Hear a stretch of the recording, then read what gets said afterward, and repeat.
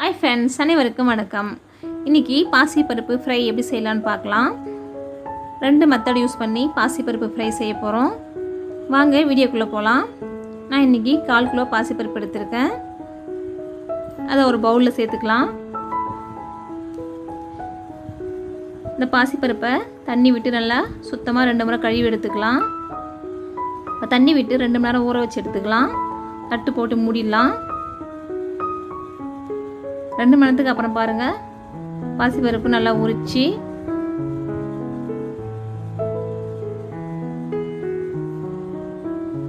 இப்போ பாசிப்பருப்பை தண்ணி இல்லாமல் வடிகட்டி எடுத்துக்கலாம். வடிகட்டின பாசிப்பருப்பை ஒரு துணியில் கொட்டி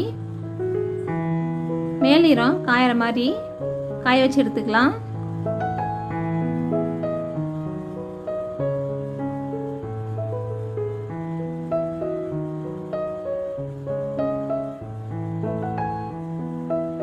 வெயிலில் ஒரு 5 நிமிஷம் காய வச்சா மேலீரம் காஞ்சிரும். பாருங்கள், இதை மாதிரி காய வச்சு எடுத்துக்கோங்க.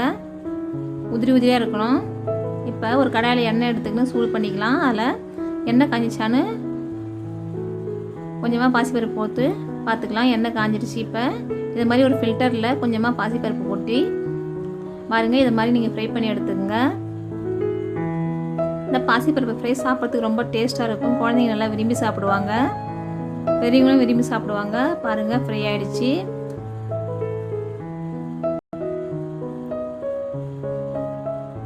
நல்லா எண்ணெயை வடிகட்டிட்டு ஒரு தட்டில் ட்ரான்ஸ்ஃபர் பண்ணிடலாம்.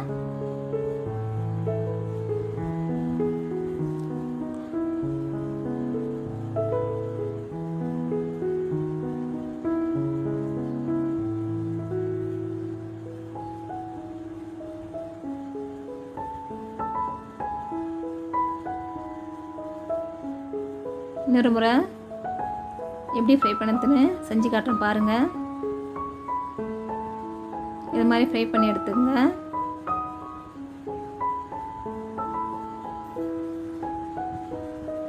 இது ஃபஸ்ட் மெத்தடு. இது கொஞ்சம் கொஞ்சமாக தான் ஃபில்டரில் போட்டு ஃப்ரை பண்ணணும்.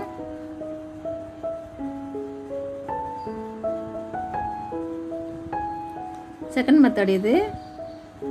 கடாயில் எண்ணெயை நல்லா சூடு பண்ணிவிட்டு நம்ம ஊற வச்சு உலர்த்தி வச்சுருந்த பாசிப்பருப்பு எல்லாத்தையும் நல்லா ஆட் பண்ணிவிட்டு நல்லா ஃப்ளேமை மீடியமில் வச்சுட்டு ஜல்லிக்கடை நல்லா தொழி விட்டுக்குங்க.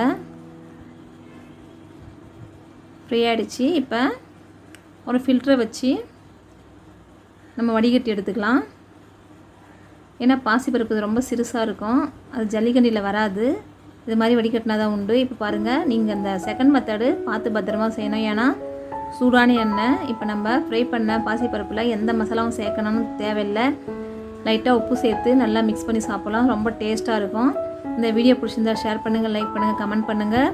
நம்ம சேனலை புதுசாக பார்க்குறவங்க சப்ஸ்கிரைப் பண்ணுங்கள். மறக்காமல் பெல் பட்டனை கிளிக் பண்ணுங்கள். ஆல் என்ற ஆப்ஷனை செலெக்ஷன் பண்ணுங்கள். தேங்க்ஸ் ஃபார் வாட்சிங்.